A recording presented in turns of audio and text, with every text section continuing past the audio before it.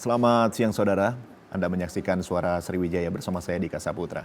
Saudara, pembangunan atau juga peningkatan kualitas sumber daya manusia merupakan kunci keberhasilan pembangunan nasional. Dan ini perlu disadari karena manusia merupakan subjek dan sekaligus menjadi objek dalam pembangunan nasional tersebut. Kali ini bersama saya Dika Saputra kita akan berbicara bagaimana pengembangan SDM aparatur. Saat ini sudah hadir di studio TVRI Sumatera Selatan Kepala Badan Pengembangan Sumber Daya Manusia Daerah Provinsi Sumatera Selatan, Prof. Edward Juliarta.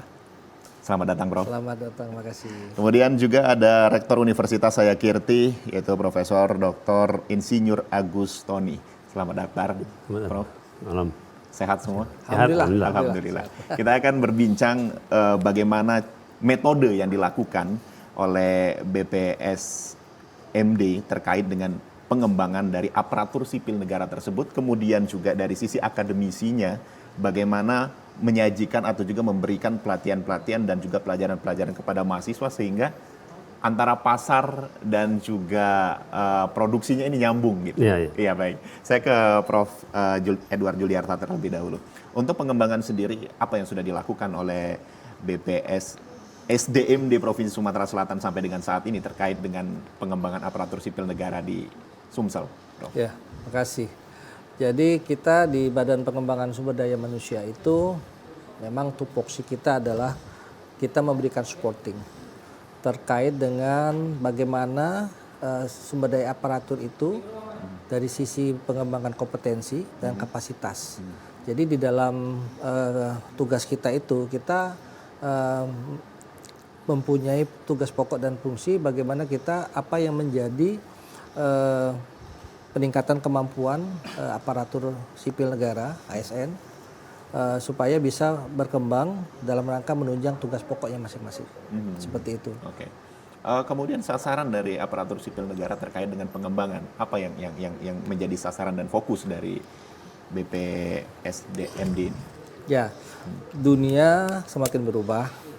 Tuntutan terhadap profesionalitas aparatur juga semakin kompleks, sehingga kalau tidak kita barengi dengan kondisi yang demikian itu dengan menyiapkan sumber daya aparatur yang berkompeten, punya kapabilitas yang luar biasa, punya willingly dalam hal untuk menambah tingkat kapasitasnya, ya tentu akan sulit untuk melayani tentu dalam hal ini ya kepentingan masyarakat, karena kita tahu kita tidak bisa stuck dalam zona yang nyaman.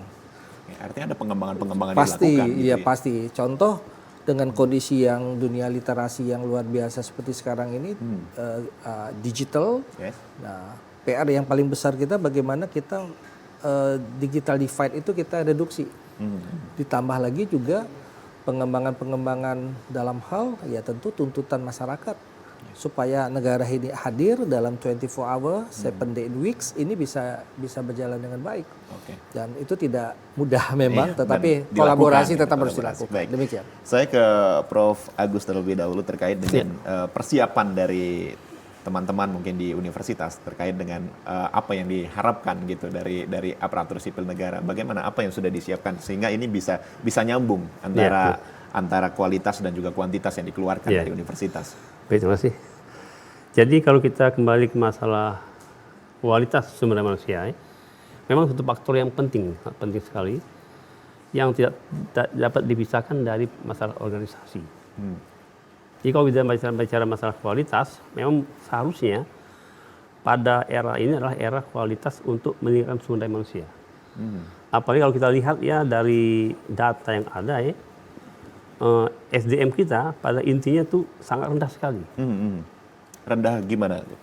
Pendidikannya, ya didominasi oleh semua tingkat pendidikan yang rendah. SD malah ada SD belum tamat, belum sekolah. Nah itu kalau data terakhir saya lihat ada 39,10% didominasi oleh negara itu. Nah, intinya adalah kita harus meningkatkan kualitas sumber daya manusia, karena kalau kita tidak ke sana, maka kita akan tertinggal.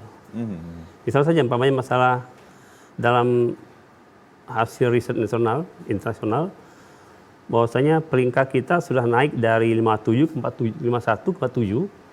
Nah itu tentang kualitas Ya. sumber daya manusia. Nah, jadi arah kita adalah untuk supaya bisa meningkatkan kualitas ini dengan cara mengejar ketertinggalan itu. Oke. Satu-satunya adalah potensinya adalah untuk meningkatkannya. Apalagi pada saat kalau kita bicara masalah kita hubungkan dengan globalisasi, masalah revolusi industri 4.0 atau society 4.0, itu kita akan lihat. Kita akan lihat akan jauh kita tertinggal kalau kita tidak merubah cara kita untuk sini. Oke. Nah, Baik, itu. artinya memang ada hal yang harus diadaptasi Benar. di era 4.0 Iya, saat iya. ini gitu ya. Benar. Terkait dengan hal itu, apa yang sudah diberikan? Maksudnya pelatihan yang untuk beradaptasi di era saat Ya. ini seperti apa, Prof? Jadi kalau kita tengok paradigma administrasi publik ya, kita tahu bahwa sekarang ini kita dituntut menjadi birokrasi itu yang agile. Agile dalam artian punya kapasitas dalam beradaptasi guna melayani kepentingan publik. It's not easy. Yes. Sulit. Betul, Kenapa? betul. Apalagi kita tahu bahwa sekarang ini kan proses itu kan bukan hanya kemudian jadi satu kondisi seperti ini, tapi kan ini kan sudah mulai dari lama gitu ya yang harus kita tata demikian rupa. Belum lagi jujur kita harus katakan kadang-kadang orang masih menganggap dunia pendidikan itu sebagai bagian dari cost, Yes. bukan investasi. Betul. Padahal kita tahu bahwa ketika kita tidak mengisi itu dengan segala macam kompetensi, maka sulit rasanya kita untuk bisa melayani masyarakat dengan baik. Masyarakat apalagi sekarang dengan dunia digital sekarang ini, ya orang akan bisa tahu sih ngapain aja kita. Kita sudah harus mencantumkan standar operating procedure, standar pelayanan minimal. Bagaimana kita melayani kepentingan masyarakat. Nah, kalau kemudian aparatur sendiri tidak paham dengan itu, tidak paham dan tidak tahu apa yang mesti dilakukan, ini akan jadi bumerang. Oke. Trust pasti akan tidak terbangun, dan kalau trust tidak terbangun, pasti akan ada rasa membuat masyarakat tidak percaya lagi dengan aparatur sipil negara. Oke. Padahal kita tahu bahwa kita ini adalah ujung tombak layanan publik, ujung tombak negara. Dalam artian menghadirkan kepentingan masyarakat itu, melayani kepentingan masyarakat itu adalah bagian dari kewajiban kita sebagai SDM aparatur. Oke, baik. Demikian. Terkait dengan itu artinya ada pengembangan-pengembangan di era dan adaptasi tadi ya Betul, diperlukan. betul. Apalagi mungkin sekarang kita melihat bahwasannya era teknologi informasi masif sekali Iya, berkembangnya betul, sangat betul. masif sekali. Iya. Nah, terkait dengan persiapan untuk adik-adik yang mungkin nantinya akan menjadi salah satu dari pelayan publik kita atau aparatur sipil negara, apa ya yang materi seperti apa yang perlu disiapkan agar generasi ini cocok dan relevan nantinya di bagian aparatur sipil negara kalau seandainya dia ingin berkarirnya di situ. Ya, baik, terima kasih. Jadi saya kira sesuai fungsi kami sebagai membantu pemerintah dalam hal untuk pemberdayaan masyarakat ya. Nah, intinya sama dengan seperti itu. Jadi di bagian aparatur negara yaitu mereka akan menyiapkan SDM yang handal dan kami siap untuk itu. Untuk itu dalam memberikan pendidikan dalam hal ini misalnya tingkatan S1, tingkatan S2 itu bisa. Sekarang misalnya di Sakai Kirti sudah ada program pasar sarjana ya dengan 2 prodi ya untuknya administrasi publik dan agribisnis. Nah, mungkin kita berkolaborasi sama PBB SDM untuk agar supaya lebih mantap, lebih jelas apa yang diinginkan oleh SDM itu sehingga merubah mindset para aparatur negara ya, arahnya ke perubahan skill. Oke. Ya. Artinya memang difungsikan dan Ya. juga diikuti apa Ya. mau dari Ya. aparatur sipil negara tadi gitu. Oke. Baik, terkait dengan pengembangan aparatur sipil negara yang sudah lama gitu. Kita berbicaranya mau tidak mau perkembangan teknologi informasi masif sekali. Artinya adaptasi mungkin dari kalangan baby boomer dan juga lain sebagainya ini mungkin memerlukan waktu. Apa yang dilakukan agar ini bisa mempercepat hal itu? Ya, kalau di kami kan biasanya menyediakan layanan untuk pengembangan sumber daya manusia itu atau kami sebut sering bangkom, pengembangan kompetensi manajerial ya, fungsional dan lain sebagainya. Itu kan kami lihat dari sebenarnya organisasi itu butuh yang seperti apa. Maka kemudian di awal tahun biasanya kami ada rapat koordinasi teknis terkait dengan identifikasi kebutuhan terhadap katakanlah diklat-diklat apa saja yang memang akan menjadi akan kita jalankan di tahun berikutnya. Berikutnya ya. Nah, sehingga kami bisa mengidentifikasi apa saja yang memang kita akan jalankan dulu. Karena kan kita tahu kita nih kalau kita mau lihat kan seperti di Sumsel ini kan kita punya 50 OPD. Oke. Ya kan? Kemudian kita juga layanan publik ini kan bermacam-macam. Mulai dari yang sifatnya layanan dasar sampai yang sangat teknis sekali. Ya. Nah, sehingga kita harus memapping itu menjadi salah satu untuk supaya mereka punya peningkatan kapasitas dan kompetensi. Karena profesional itu kan ada skill, knowledge, altitude. Jadi kita bukan hanya bicara tentang skill saja, bukan bicara tentang knowledge aja, tapi altitude juga harus kita bangun. Bagaimana budaya melayani, dan itu sulit loh. karena kadang-kadang kan orang menganggap bahwa ya kita ini ya sudah jalankan dengan kondisi. Maka kemudian kami sangat berterima kasih dengan Bapak Gubernur, dengan Pak Sekretaris Daerah yang memang mendorong supaya BPSDM ini, terutama Pak PJ udah berapa kali ke tempat kami, udah menyampaikan arahan-arahan sedemikian rupa supaya kami bisa mengambil insight apa yang kira-kira bisa dibutuhkan dalam rangka untuk mendongkrak peningkatan kapasitas dan kompetensi sumber daya manusia aparatur ini. Oke. Poin paling penting yang disampaikan oleh Bapak penjabat Gubernur apa tentang pelayanan publik? Ya, artinya kita harus punya integritas, punya loyalitas, punya pandangan bagaimana kita menjadi problem solving, dan nilai-nilai itu yang kemudian kita jabarkan untuk kita transformasikan dalam rangka untuk peningkatan pengembangan kapasitas sumber daya manusia itu. Dan percaya atau tidak, memang ke depan kita berharap perubahan-perubahan ini semakin mengarah ke positif, karena kita tahu juga masyarakat menuntut sesuatu yang terus lebih baik dan lebih baik. Nah, sehingga memang dalam konteks ini kita diharapkan betul-betul bisa melihat sejauh mana kita siapa dan bagaimana kita melaksanakan pelayanan sampai dengan sekarang. Nah, jadi pimpinan juga memberikan arahan yang luar biasa supaya kita bisa menangkap situasi yang ini menjadi bagaimana kita mencari bahwa sumber daya manusia aparatur, khususnya aparatur sipil negara, hal ini pemerintah Provinsi Sumatera Selatan, betul-betul bisa melayani masyarakat dengan baik. Oke, baik. Saya ke Prof. Agus terlebih dahulu. Terkait juga dengan aparatur sipil negara saat ini, bagaimana mungkin Prof. bisa melihatnya, kepuasan publik terhadap aparatur sipil negara, khususnya di Sumatera Selatan, bagaimana Anda melihatnya? Saya rasa kalau sekarang cukup baik. Apalagi kita lihat dari tingkat pendidikan, mereka berlomba-lomba untuk mencari tingkat pendidikan lebih berkualitas. Seolah mereka itu akan merubah pola pikir mereka ke sana. Yang benar sebenarnya itu benar. Karena kalau kita melihat kembali ke masalah RI 4.0 ya, Mas, kita lihat akan melihat era baru di mana tenaga kerja akan dikurangi, lapangan kerja akan bertambah. Nah, di sana pekerja itu akan bertambah dengan kita jangan khawatir bahwasanya walaupun di era 4.0 ini bahwasanya manusia dikesampingkan, namun kita ada yang pekerjaan yang tidak bisa dilakukan oleh manusia sendiri. Misalnya umpamanya masalah berkomunikasi, kepemimpinan, tidak bisa itu. Jadi kita arahkan ke skill. Karena kita seperti ketinggalan kalau masalah tim tenaga ahli, kita sudah kalah sekali. Sangat banyak gitu ya. Malaysia, itu 20% sudah. Kita 10% cuman untuk tenaga ahlinya. Itu arah ke sana. Potensi kita untuk maju.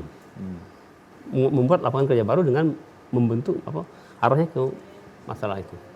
Untuk kolaborasi saya sendiri apa yang sudah dilakukan mungkin terkait dengan persiapan sumber daya manusia di Sumatera Selatan ini? Apa sudah berkolaborasi dengan pihak-pihak terkait atau seperti apa? Ya sudah, jadi dengan pemerintahan, misalnya umpamanya ada seperti di Pasca Sarjana sering kita lakukan MOU, misalnya batu ini dalam waktu dekat ini Pak Edward akan membawa mahasiswa ke Malaysia untuk ikut serta melihat kondisi ya sebenarnya ini untuk meningkatkan pola pikir mereka lebih baik. Artinya itu meningkatkan solusi agar sumber daya manusia kita lebih baik gitu. Lebih baik. Baik, kita akan berbicara lagi dan terkait dengan bagaimana penerapan sumber daya manusia agar menjadi aparatur sipil negara yang berintegritas dan juga memenuhi kemauan dari publik seperti itu. Mungkin pemirsa di rumah juga tetaplah bersama kami tentunya di Suara Sriwijaya.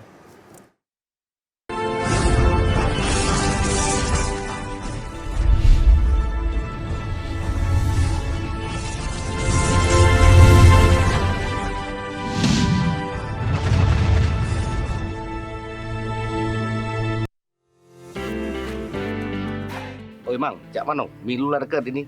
Lado pecalon pemimpin untuk pilihan kita nih. Aduh lah Mang, kalau kamu? Ay, ado, kan kita nih sesuai hati nurani itulah. Kalau aku masih bingung untuk kepemilian nih. Kalau ku baca dari visi misinya kayaknya bagus-bagus galau. Rakor kalau itu, mau pilu kita. Nah, tunggu dulu Mang. Assalamualaikum. Waalaikumsalam. Ya lemak ngobrol lu. Apa kabar sehat? Alhamdulillah. Yang aku nanyo dengan kamu itu, kamulah mesti kelum. Namo-namo kamu terdaftar sebagai daftar pemilih tetap. Nah itu dulu yang harus pikir ke ketua. Kamu ada Android? Ada, ada. Oh, kamu juga Google. Nah, kamu ketik di telusuri ini ya tak? Telusuri ya, terus? DPT online. Ya. Di situ ada cek DPT online. Nah, di situ pencarian data pemilu 2024. Nah, kaget di situ masuk ke NIK kamu. Oh iya, Mang. NIK, nomor NIK kamu sudah. Iya Mang. Baru klik pencarian, muncul nama kamu. Nah, alhamdulillah sudah aku Mang. Nah, ngapa aku tak terketik nama aku di DPT online ini? Tidak terdaftar namanya. Iya. Belum terdaftar. Jadi ini jadi kakek pada saat pelaksanaan tanggal 14 Februari kalau salah 2024. Kamu bawa KTP dan KK daftar ke di TPS terdekat. Langsung bawa ke sana Mang. Yo, kakek injek formulir. Nah, isi data-data kamu di situ. Langsung kakek injek nomor. Nah, jadi pastikan Anda sebagai pemilih tetap di pemilu 2024.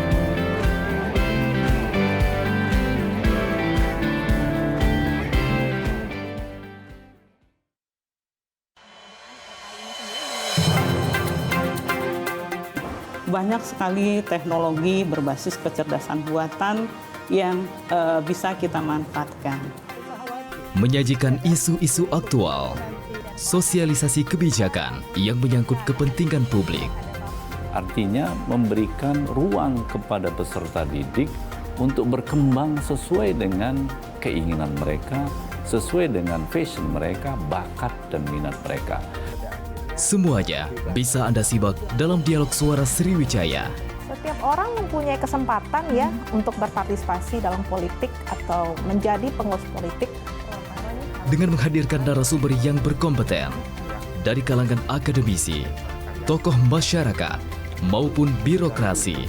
Pencegahan dilakukan dengan cara mendeteksi potensi-potensi korupsi dan kemudian dari deteksi itu maka akan terlihat hal-hal apa yang perlu dilakukan perbaikan. Suara Sriwijaya, setiap hari Selasa, Rabu, pukul 14 waktu Indonesia Barat. Hanya di TVRI Sumatera Selatan. Yuk nonton siaran televisi digital. Bagaimana ya cara menangkap siaran televisi digital? Pertama, pastikan di daerah Anda sudah ada sinyal siaran televisi digital. Kedua, gunakan antena UHF di dalam atau di luar rumah Anda. Ketiga, pastikan televisi Anda sudah dilengkapi penerima siaran digital DVB T2. DVB T2 merupakan jenis sinyal yang digunakan Indonesia dalam penyiaran televisi digital. Keempat, pilih autoscan, lalu pindai televisi Anda. Bagaimana jika televisi Anda masih analog? Pasangkan set-top box, televisi Anda otomatis menangkap siaran digital. Bersih gambarnya, jernih suaranya, canggih teknologinya.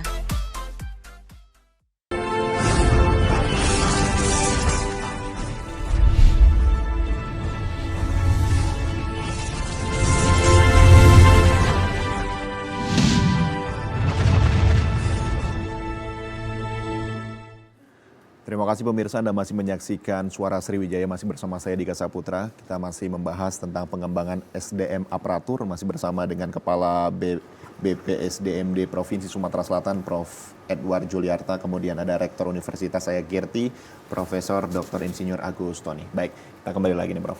Terkait dengan untuk meningkatkan mutu gitu ya dari aparatur sipil negara ini, biasanya diadakan diklat atau pendidikan dan latihan. Nah, bagaimana untuk mensiasati agar memang diklat ini masuk dan juga menjadi hal yang memang dibutuhkan sehingga kesannya dianggap boring itu tidak ada gitu. Untuk meningkatkan layanan itu seperti apa ya? Ya, memang yang jadi persoalan itu adalah ketika aparatur sipil negara diperintahkan untuk kembali ke barak dalam tanda kutip. Kembali ke tempat pendidikan untuk mengisi, mengecas kembali.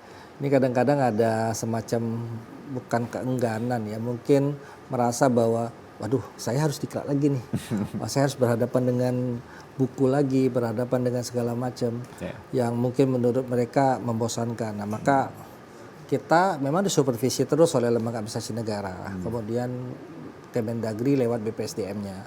Nah, untuk itu kemudian kiat kita adalah tentu bisa memberikan muatan-muatan yang fresh, muatan-muatan yang baru, muatan-muatan yang memang kemudian mereka akan merasa bahwa oh ini adalah pengetahuan yang baru, skill yang baru, hal yang dibutuhkan. Nah, inilah yang kita sekarang coba bangun. Ditambah juga kita juga berharap dengan adanya peningkatan infrastruktur yang ada di dalam BPSDM itu.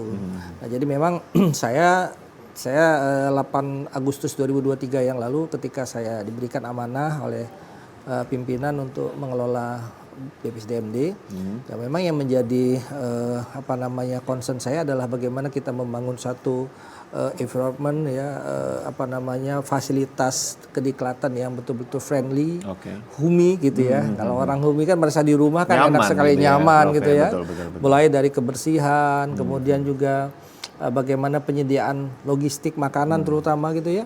Kemudian juga fasilitas wifi. Ingat loh ya, sekarang ini dunia 5.0 seperti dikatakan oleh Prof. Agus tadi, ini jadi persoalan nih. Kalau nggak ada wifi rasanya kayak ada kurang sekali. Betul. Makanya kita ya alhamdulillah dengan teman-teman kepala-kepala bidang saya sudah bersepakat untuk kita tingkatkan itu. Kalau dulu mungkin hanya 50 Mbps gitu ya. Sekarang udah kita up to sampai 300, Bos. Sudah sampai up to 300 dan jujur itu ketika masuk ke dalam komplek itu sampai ke ujung itu kita sangat bisa merasakan kecepatan daripada internet itu. Dan bisa sudah mulai masuk ke dalam kamar ya seperti itu. Jadi betul-betul dia merasa bahwa oh saya bisa tetap berjalan terhubung dengan dunia luar. Orang kan kalau pendidikan bicaranya wah saya terasing kembali gitu ya. Dan di samping itu juga kita coba masalah kebersihan daripada lingkungan kita gitu. Kami juga melakukan peningkatan supaya teman-teman tidak boring, membangun lapangan olahraga ya yang kemarin kan belum maksimal kita maksimalkan. Saya bangun mulai dari yang namanya olahraga misalkan tenis meja gitu kita buat, kemudian kita basket, tenis lapangan, volleyball, kemudian satu lagi futsal. Ya tujuannya supaya merasa bahwa ya ini kita setelah ini ada fitness center yang kemarin juga sudah ada, kita kembangkan lagi supaya ketika mereka masuk bukan hanya belajar, tetapi juga mereka bisa ada entertain di situ kan, capek gitu ya. Nah, tinggal memang kita sering berhadapan dengan masalah dana kan, ini klasik ya, tetapi ini coba kita rangkul lewat berbagai macam kesempatan gitu. Artinya fasilitas memang menjadi hal penting untuk menciptakan aparatur sipil negara yang artinya dia tadi, ada connection ya antara kemudian dia nyaman, kemudian dia ada semangat untuk belajar. Anda bisa bayangkan kalau kemudian ruangan tempat kita belajar itu panas, AC yang nggak dingin, atau kita kembali ke tempat tidurnya juga nggak nyaman, tidak homey, itu kan tentu jadi persoalan. Sangat menjadi persoalan karena belajar itu perlu kenyamanan. Tidak ada wifi lagi misalnya, ini kacau.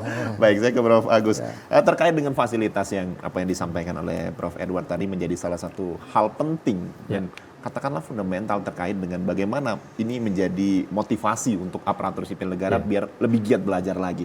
Kalau kita melihat dari sisi pendidikan dan fasilitas yang sudah disiapkan, khususnya di Sumatera Selatan, untuk menciptakan sumber daya manusia yang baik gitu. Bagaimana Anda melihatnya saat ini? Baik, terima kasih. Jadi saya di sini kita lihat bahwasanya kalau seperti itu, memang sebenarnya kata Pak Edward tadi mengatakan bahwasanya kalau pada waktu masuk di kelas mereka tuh agak bingung kan melihat itu. Tapi disitulah salah satu strategi untuk mengembangkan karir mereka, pendidikan dan latihan. Oke. Ya, apalagi seperti tadi kata Prof Edward sudah disiapkan semua fasilitas. Memang sekarang kita konektivitas antara manusia, mesin dan data itu akan timbul dengan diaplikasikan dengan kecerdasan buatan. Nah itu memerlukan semua ini. Jadi manusia, mesin dan data itu saling terkaitan pada RI 4.0. Jadi semuanya data itu manusia harus Internet of Things. Katakanlah kalau memang berbicaranya di BPSDMD ini memang fasilitasnya memang saat ini sedang digenjot seperti itu. Tapi Anda melihatnya sekolah-sekolah yang ada di luar, kemudian kita berbicaranya SMP atau SMA yang memang itu menjadi tempat pertama bagi sumber daya manusia yang baik gitu. Anda melihatnya fasilitasnya untuk era saat ini seperti apa, Bro? Memang sebentar kalau secara global itu semuanya kita tidak perlu semuanya, tapi kalau dia ada di antara beberapa dari sekolah itu sudah siap untuk menyambut RI bisa. Sudah siap misalnya seperti konektivitas dari masalah internet, sudah siap semua mereka. Insya Allah itu. Kelihatan itu. Baik, saya ke Prof. Edward lagi. Terkait dengan kolaborasi antara artificial intelligence yang sebentar lagi juga kayaknya sudah beberapa instansi sudah menggunakan itu, Prof. Terkait dengan kolaborasinya, mungkin ke depan apa yang akan disiapkan? Saya tentu dengan teman-teman di PPSDM sudah mencoba mengidentifikasi arah ini seperti apa. Sebelum ke sini kami kebenaran diundang sama BP2 ITK ya gitu ya, dari Kominfo gitu ya. Nah jadi kita rencana akan ada pengembangan ke arah bagaimana kita mereduksi digital divide. Jadi mulai dari bagaimana kita berkolaborasi dengan dunia digital. Nah, GTA ya, government kaitan dengan untuk menumbuh kembangkan proses peningkatan kompetensi di bidang itu. Nah, jadi bagaimana kita berkomunikasi dengan dunia internet, bagaimana kita mendesain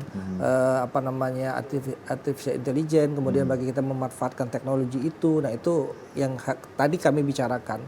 Dan kemudian ini tentu menjadi satu value added yang penting. Kenapa? Kalau ini tidak kita laksanakan, kan kita tahu bahwa kalau dalam bahasa sehari-hari kita ngomong bahwa sekarang ini eranya baby boomer. Ya kan? Tetapi kan yang kolonial masih ada tuh. Yang milenial kemudian yang kolonial masih ada. Era milenial. Tapi yang kolonial masih ada.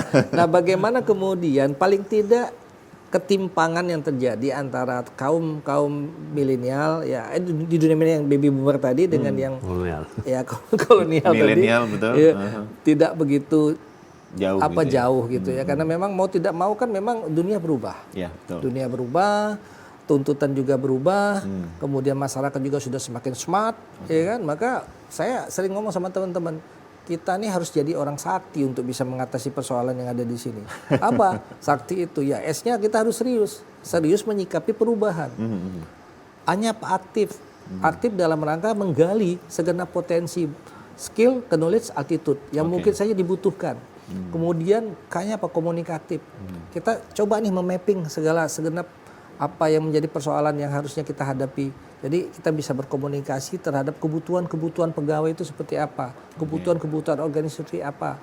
Kemudian T-nya tidak pilih-pilih dalam artian yang memang menjadi kebutuhan ya sudah kita coba untuk aplikasikan, kita laksanakan, kita akomodir dengan berbagai dengan ya tentu saya juga menyiapkan tenaga pengajar ya seperti WI yang kita drill untuk coba connect gitu ya dengan apa yang menjadi kebutuhan. Yang paling penting kita punya imajinasi tinggi tentang profil birokrasi itu di masa depan seperti apa. Baik. Demikian. Oke, di masa depan sudah dibayangkan dari saat Dibayangkan, ini, sehingga mungkin betul. nanti implementasinya sudah tidak kaget lagi untuk Betul, kedepannya. betul. Oke, kita akan kembali berbincang lagi, Prof. Agus dan juga Prof. Edward. Jadi untuk pemirsa yang ada di rumah, tetaplah bersama kami tentunya di Suara Sriwijaya.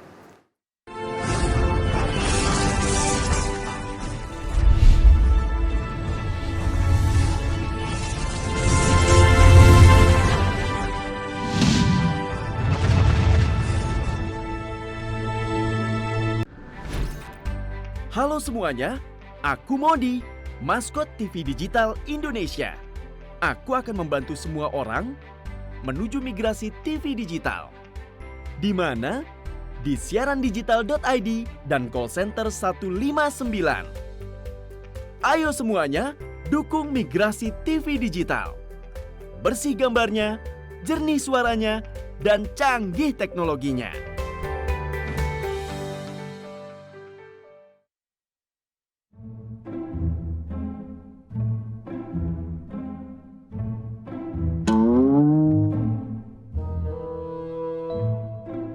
Wah, kopi susu wak si kau wak. Banyak ke susunya wak. Tenang we, gak aku bayar. Ay, lapang, caknya kopi susu. Berapa nih Anoy dapat duit dari calon yang kamu dukung tuh? Biasa we lur. Jangan ke kopi susu lur. Motor baru lagi pacar aku beli. Makanya melo aku mana lemak. Sukseskan pemilu 2024 melalui tahapan pemilu berikut ini. Masa kampanye tanggal 28 November 2023 hingga 10 Februari 2024. Masa tenang tanggal 11 hingga 13 Februari 2024. Nak kemana? Pemungutan suara. Nak kelebu apa? Nonton itu nah TV. Pemilu lah tak lama lagi. Jangan basing-basing bae nak milih. Mentang-mentang ada duitnya.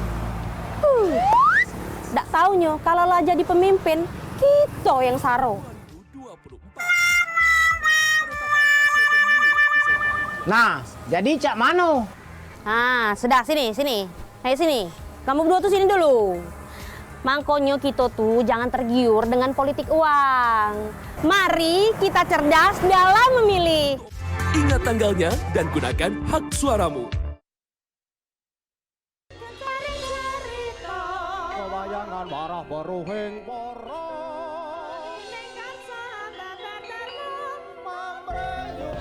Salah satu keanekaragaman budaya Jawa yang masih favorit hingga saat ini adalah wayang.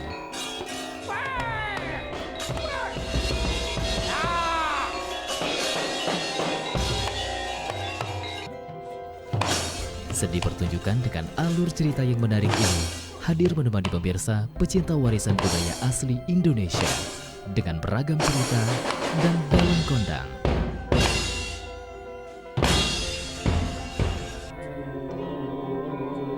Wayang setiap Sabtu pukul 22 waktu Indonesia bagian Barat. Hanya di TVRI Sumatera Selatan, media pemersatu bangsa.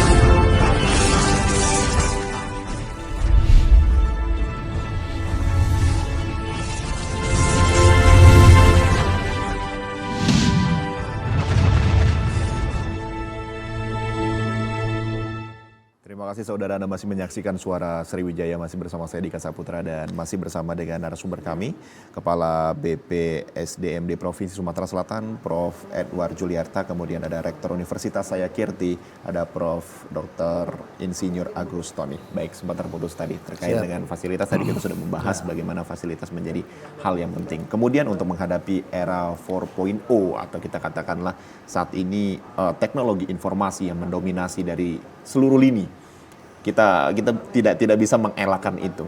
Untuk mengkolaborasikan antara aparatur sipil negara yang memang katakanlah tidak melek dengan dunia teknologi informasi dan juga aparatur sipil negara yang memang baru diterima dan memang mereka sedang fresh-freshnya. Kolaborasi apa yang Anda berikan untuk motivasi bagi mereka agar tetap bisa berkolaborasi dan menciptakan layanan yang baik bagi masyarakat? Ya, jadi saya melihat bahwa yang demikian itu kita harus mulai dengan terapi dulu ya. Artinya mulai dari dasar.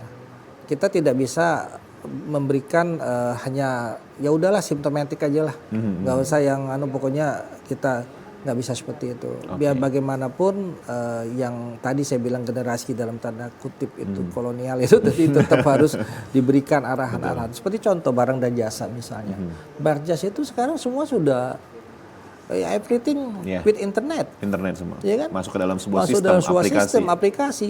How come you can do it? Kalau kemudian tidak bisa familiar dengan internet.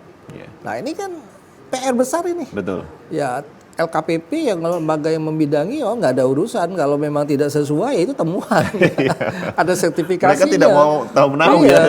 Iya, jadi kalau Anda punya jabatan, kemudian Anda mengelola organisasi itu, ya you harus adaptasi dengan kondisi itu. Maka kemudian di kami ya lewat bidang sertifikasi misalnya mulai itu mengenalkan bagaimana kursus barang dan jasa, kemudian bagaimana kita melakukan uji kompetensi, bahkan hal-hal yang selama ini kita anggap biasa, misalkan seperti hal yang menjadi keseharian kita kayak polisi pamong praja, itu pun harus kemudian ditingkatkan levelingnya.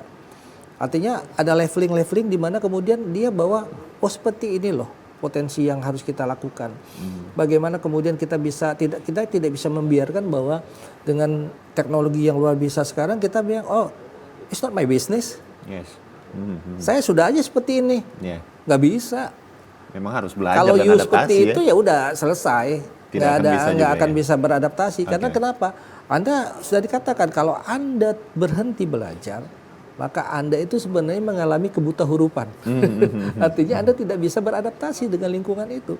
Sementara sekarang dunia komputer semua, computerized, ya kan? Jadi makanya itu juga menjadi sentuhan-sentuhan kita. Maka kemudian kita juga mengenalkan bukan hanya klasikal, kita juga pakai hibrid gitu ya. Jadi online kan. Apalagi sekarang sudah Undang-Undang 20 2023 tentang keseharusan kita untuk membuat 20 GP dalam 1 tahun. Jadi IPN, indeks profesional ASN itu dinilai. Nah kalau kemudian nilainya itu berada di bawah level tertentu, maka kita dianggap tidak kompeten. How come kita bisa melayani kepentingan masyarakat kalau kita sendiri tidak kompeten? Kita nggak paham. Gimana ngetel komputer nggak tahu, ya kan? Ini gimana caranya nih? Gimana dia berhubungan dengan dunia internet yang luar biasa, yang kompleksitas yang Anda tahu. Dalam 1 hari Republik ini masyarakatnya bisa menggunakan internet itu sampai 8,5 jam loh, 1 hari. Ya kan ketika orang tidur, bangun dari tidur, nengok HP. Ya, betul. Dan semua bisa dicek lewat itu. Nah kita tidak bilang, sudah selesai kita. Stuck artinya. Stuck aslinya. Oke, baik. Saya ke Prof. Agus terkait dengan birokrasi digital. Artinya memang sekarang pemerintah pun sudah sangat-sangat mencanangkan bagaimana digital ini menjadi salah satu problem solving terkait dengan public service announcement gitu, atau juga pelayanan terhadap publik gitu. Nah, Anda melihatnya seberapa efektifnya untuk birokrasi digital dan juga pelayanan-pelayanan yang dilakukan melalui digital ini? Kalau kita bicara masa efektif, ya, pada intinya itu keharusan untuk digitalisasi. Era ini nantinya fungsi manusia itu agak dikurangi nantinya, itu ke robot. Semua robot, malah pekerjaan tertentu bisa diganti oleh robot. Nah, jadi kemana tenaga kerja kita tadi? Tapi kita ciptakan lapangan kerja yang baru. Maksudnya mencari tenaga ahli buat tenaga ahli. Yang saya katakan tadi bahwasanya kita tertinggal dengan negara-negara ASEAN seperti Myanmar, Malaysia, ya, Filipina itu sudah 20% dia memiliki tenaga ahli. Kita cuma 10%. Bahkan Brunei 40%. Kemudian Singapura 50%. Nah, disinilah potensi kita untuk masuk ke situ sehingga kita harus siap menghadapi era digitalisasi ini. Karena kalau sudah itu kita ketinggalan. Nah, jadi nantinya kita ambil tenaga ahli yang memang benar-benar tepat di bidangnya yang bisa bisa digantikan oleh robot tadi, teknik tadi, teknologi tadi. Tidak bisa digantikan. Susah untuk digantikan oleh teknologi. Seperti misalnya kepemimpinan, bekerja sama, komunikasi, susah. Nah, situlah arah kita ke situ untuk mengisi lapangan kerja yang baru. Jadi Artinya tidak bisa meningkatkan kita tenaga ahli tadi ya. terhindar dari situ. Harus untuk itu. Bagaimana Prof? Tanggapan Anda terkait dengan meningkatkan tenaga ahli? Apakah ini menjadi hal yang problem solving untuk kita saat ini atau seperti apa? Saya pikir harus ya. Makanya alhamdulillah pimpinan, Pak PJ Gubernur, Pak Sekretaris Daerah ya, terutama Pak PJ Gubernur itu selalu mendorong kita untuk ayo coba kalian adaptasi dengan apa yang menjadi keperluan sekarang. Ya kan? Nah, kalau kemudian kita sudah tahu bahwa kalau Pak Gubernur itu sangat sangat aware gitu ya. Aware dengan dunia digital. Betul. Beliau kalau kita tengok medsosnya, banyak sekali followernya beliau itu ya kan, ya kan, dia eksis gitu ya. Nah, kenapa beliau seperti itu supaya juga orang tahu bahwa kita ini berbuat, kita ini melakukan sesuatu yang memang kita bekerja dan itu harus ditahu semua orang. Dan kita kan ini kan ada connection. Nah, lalu coba Anda lihat kalau kemudian kita sendiri mengambil jarak dengan dunia itu, ya. Jadi kita tidak bisa menutup mata dengan perkembangan zaman yang luar biasa ini. Anda real time, big data, kemudian basis on on data, itu real time itu ya ada yang terjadi. Birokrasi kita dinilai. Ketika kita berada di sini, ini kita bisa siaran langsung kemana-mana gitu dan betapa kejamnya netizen mungkin. Iya betul. Harus mau tidak mau ya. Mau tidak mau kalau kemudian kita tidak bisa melakukan adaptasi atau adaptasi lah seperti itu ya tentu akan jadi kesulitan. Maka the most important thing in this era kita harus bisa beradaptasi dengan kemajuan itu sendiri, teknologi itu sendiri. Baik, terkait dengan mungkin beberapa aparatur sipil negara yang tidak mau, katakanlah terkontrol oleh netizen gitu, dengan cara mungkin membuat Instagram dan lain sebagainya. Padahal itu merupakan salah satu membuat elektabilitas dari si aparatur sipil negara ini bisa dilihat langsung bahwasannya dia berbuat sesuatu. Apa mungkin motivasi Anda untuk para aparatur sipil negara? Saya sebenarnya kadang-kadang kan ciri orang ketinggalan zaman sekarang cuma dua. Tidak punya HP, tidak punya email. Jadi dan ada tahu nggak kalau kita ini termasuk orang yang negara yang punya istilahnya rakyatnya itu punya HP paling banyak. Jumlahnya 2 kali lipat dari jumlah penduduk. Jadi saya yakin satu orang di kita ini bisa punya 2 HP, ya paling tidak kan 3 HP. Saya nggak tahu ya, mungkin Pak Rektor punya lebih dari 2 HP ini. Betul Pak Rektor. Nah jadi ya ini satu keadaan, satu kondisi yang memang hari ini terjadi. Nah sehingga saya nggak yakin juga bahwa semua ini katakanlah masih ada yang setback ke belakang, tidak nyaman dengan dunia yang ada ini. Tapi ya tentu sebagai birokrat level birokrat kita tentu harus beradaptasi dengan kondisi tersebut. Sehingga yang menjadi PR kita adalah bagaimana kemudian tren itu kita dari sesuatu yang kemudian negatif kita arahkan yang ke positif. Artinya bagaimana kita bisa mengedukasi masyarakat, bisa mengkomunikasikan sesuatu itu kepada masyarakat, punya edukasi. Jadi KIE lah, komunikasi informasi edukasi tentang program-program yang ada di pemerintahan. Nah sehingga pemerintah merasa bahwa negara ini hadir loh ya, mereka melayani kita loh ya.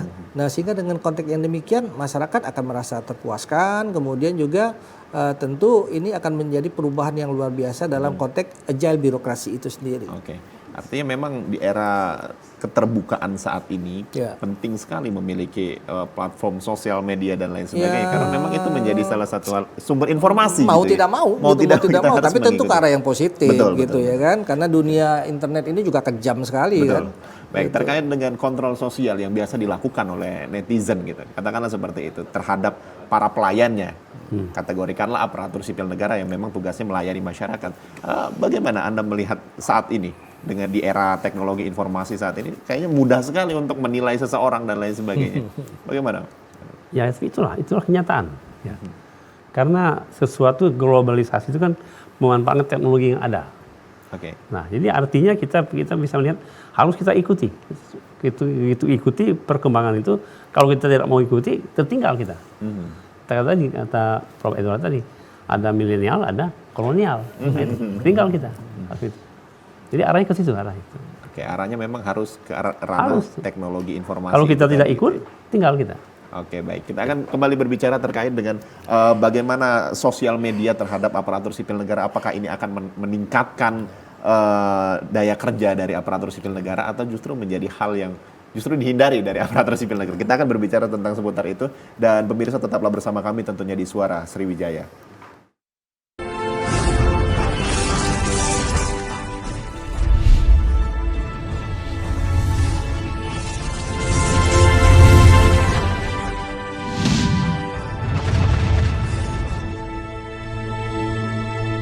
Hari ini kamu nak makan apa bela julah. Pilihlah menu yang lemak-lemak itu. Gratis. Aku yang bayar. Ay, lapang. Payo deh. Pokoknya kita pesan makanan yang paling mahal di sini. Ay, lemak-lemak galau di makanannya. Sampai bingung aku nak milih yang mana Yang mana menurut kau? Iya nah, lemak-lemak galau makanan di sini. Bingung aku mesennya yang mesen mana nih. Oi bro, kamu berdua ini milih makanan besaro, apa lagi milih yang lain? Pesen, jangan tak pesen. Aku bingung-bingung itu bro.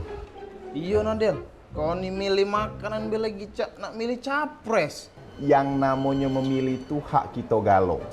Tapi kita juga harus tahu dengan pilihan kita bakalan cocok apa tidak sama kita.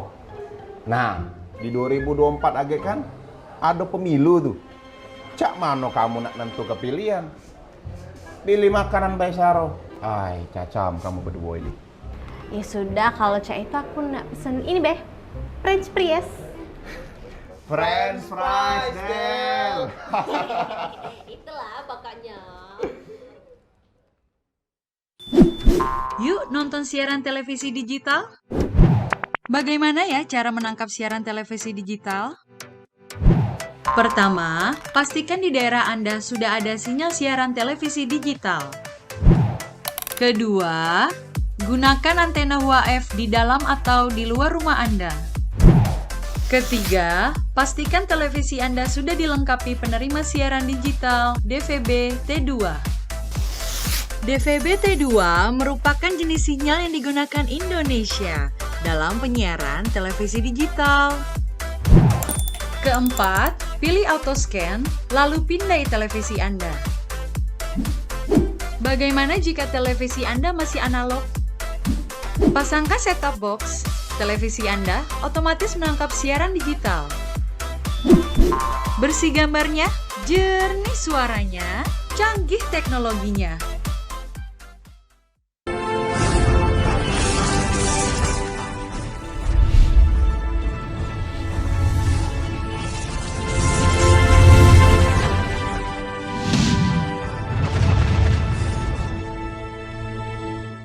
Terima kasih saudara, Anda masih menyaksikan Suara Sriwijaya, masih bersama saya Dika Saputra dan tentunya masih bersama dengan narasumber kami yang hadir di studio TVRI Sumatera Selatan. Ada Profesor Edward Juliarta, Kepala Badan Penerimaan Sumber Daya Manusia Sumatera Selatan. Kemudian ada Profesor Dr. Insinyur Agus Tony, Rektor Universitas Sayakirti. Baik, kita tadi sempat terputus terkait dengan peran media sosial di saat ini. Kita melihat bahwasannya platform sosial media saat ini Instagram, Facebook, dan lain sebagainya. Ini seperti menjadi salah satu barometer atau juga taraf ukur bagi netizen untuk menilai dari aparatur sipil negaranya. Seperti apa Anda melihat itu? Ya, saya pikir itu bagus malah ya. Dengan adanya platform seperti itu, medsos, kita juga jadi lebih terkontrol gitu ya tentang perilaku kita. Karena kita ini kan pelayan masyarakat. Oke. Kita ini, saya bicarakan pegawai negeri sipil itu kan kalau dalam bahasa Inggrisnya kan sekarang udah lebih civil officer. Sebenarnya kan yang benar kan civil servant. Iya, betul. Ya, artinya pelayan pelayan daripada masyarakat itu sendiri, civil servant of society gitu ya. Jadi saya pikir kalau misalkan ada medsos seperti sekarang ini ya tentu menjadi kontrol sosial yang luar biasa bagi kita, bagi kami terutama sebagai aparatur sipil negara. Kita sudah benar nggak sih melayani masyarakat itu? Okay. Atau jangan-jangan kita ini masih sangat kurang gitu ya. Dan bagaimana kemudian dunia ini kemudian bisa terwakili dalam konteks kan gini, kalau dalam implementasi suatu kebijakan itu kan ada yang namanya disposisi, sikap. Nah sikap ini kan tidak bisa berubah dengan sendirinya, tetapi mungkin ada yang harus dipaksa. Dipaksa untuk sementara bagaimana caranya supaya ada perubahan-perubahan perilaku. Nah ini dengan ada medsos ya kita tentu akan sangat terbantu gitu. Oke, baik, artinya memang netizen silakan berkomen gitu. Kalau memang baik katakan baik, ya, fair dalam artian fair ya. untuk menilai sesuatu Ya, gitu. Betul. Dan itu yang memang kita harapkan kita ada feedback yang positif ya. Gitu. Karena saya tidak menutup kemungkinan ada juga yang negatif kan. Ya namanya dunia kan semua. Ya, ada positif negatif, kita tidak bisa menyangkal itu juga gitu. Itu juga, tetapi minimal dengan adanya konten ada platform, ada medsos itu kita bisa mengontrol diri kita sendiri bahwa saya ini adalah pelayan masyarakat. Oke, baik. Prof Agus seperti apa melihat fenomena saat ini? Saat ini netizen itu sudah sangat mudah sekali dan terasa lebih dekat gitu dengan pelayannya gitu. Dalam artian dengan aparatur sipil negara. Kalau dulu kita berbicaranya untuk bertemu bapak ini dan lain sebagainya, kayaknya butuh waktu sangat lama sekali dan timing yang pas gitu. Kalau sekarang tidak perlu seperti itu, hanya melihat di sosial media, klik namanya rata-rata keluar. Benar. Nah, Anda melihatnya bagaimana peran dari sosial media untuk mengontrol perilaku atau juga kepuasan pelayanan masyarakat tersebut? Jadi kalau dari segi positifnya sangat banyak kita ambil ya. Nah karena itu salah satu kontrol sosial bagi aparatur sipil negara ya. Karena dia mungkin akan membatasi gerak langkah yang tidak yang dianggap negatif. Nah itu sebagai kontrol sosial bagi mereka. Karena dengan adanya itu ya mereka mengurangi. Dan kita lihat negatifnya jangan kita ambil. Ya. Makanya dari situ akan lebih baik lagi kalau kita ambil manfaatnya. Benar sekali kata Pak Irwan. Untuk kontrol sosial kita, baik untuk masyarakat maupun dari kita sendiri begitu. Oke, artinya memang baiknya dalam artian kita dikontrol oleh masyarakat. Masyarakat tahu apa yang kita kerjakan. Benar. Oke, dalam artian aparatur sipil negara juga tidak boleh baper dalam hal itu gitu ya. Jadi harus ke blend, harus terbiasa. Betul. Karena kita bekerja di aparatur sipil negara. Kita adalah pelayan masyarakat. Oke, baik. Terkait dengan di tahun 2024, kita baru meninggalkan bulan Januari ini, saat ini sudah memasuki bulan Februari. Untuk beberapa diklat yang diadakan ke depan nanti apa aja Pak? Ya, totally kita punya 49 kegiatan diklat.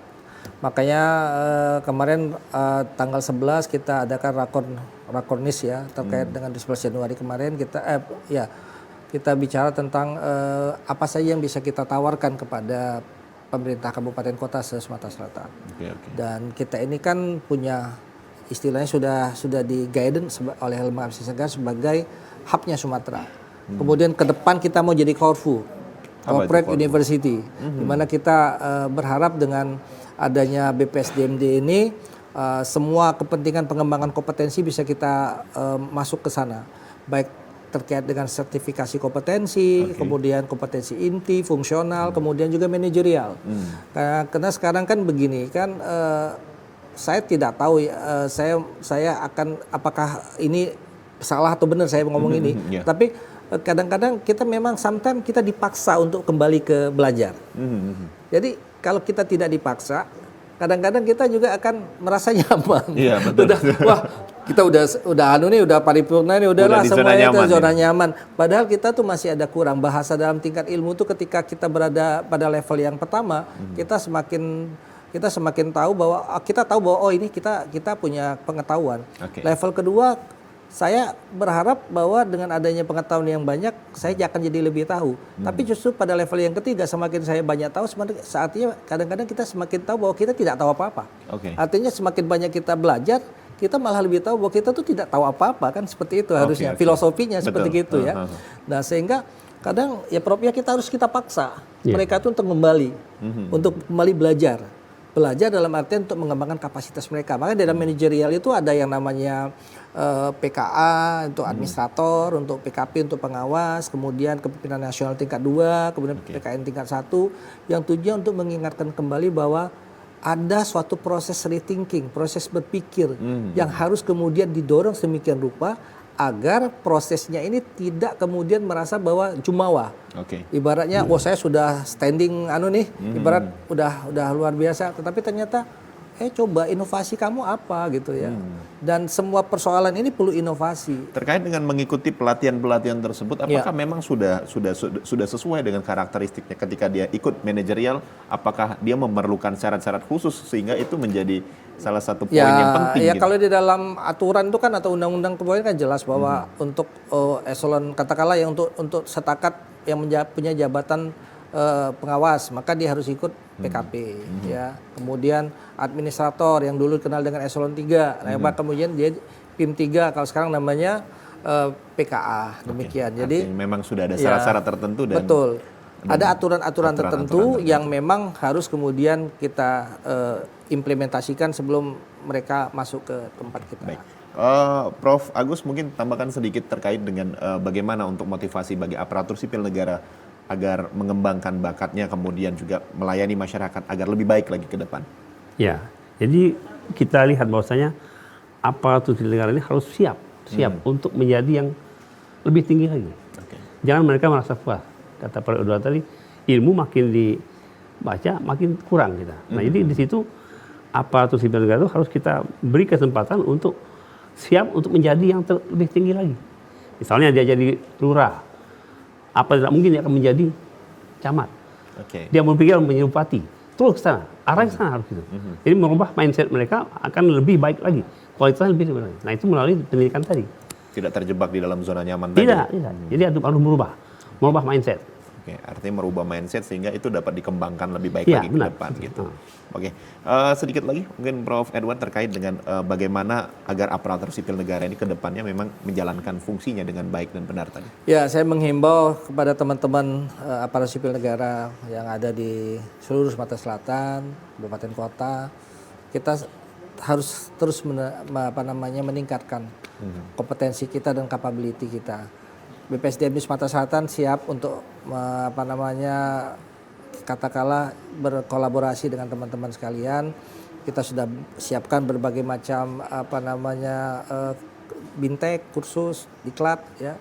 Nah, ini supaya bisa disambut dengan baik oleh teman-teman sehingga nantinya ke depan street level birokrat ya, kita sebagai pelayan masyarakat semakin bisa betul-betul menjadikan diri kita itu sebagai pelayan yang paripurna. Karena kenapa? Skill, knowledge, attitude kita terus terasah. Oke, baik. Sekali lagi terima kasih untuk Prof. Edward dan juga Prof. Agus sudah bergabung bersama kami di Suara Sriwijaya. Mudah-mudahan topik pembicaraan kita menjadi hal yang bermanfaat untuk aparatur sipil negara. Amin. Sekali lagi terima kasih sudah hadir di studio TVRI Sumatera Selatan dan juga terima kasih untuk pemirsa yang ada di rumah yang sudah menyaksikan Suara Sriwijaya. Akhirnya saya Dika Saputra mewakili seluruh kerabat kerja bertugas pamit undur diri. Selamat siang dan sampai jumpa.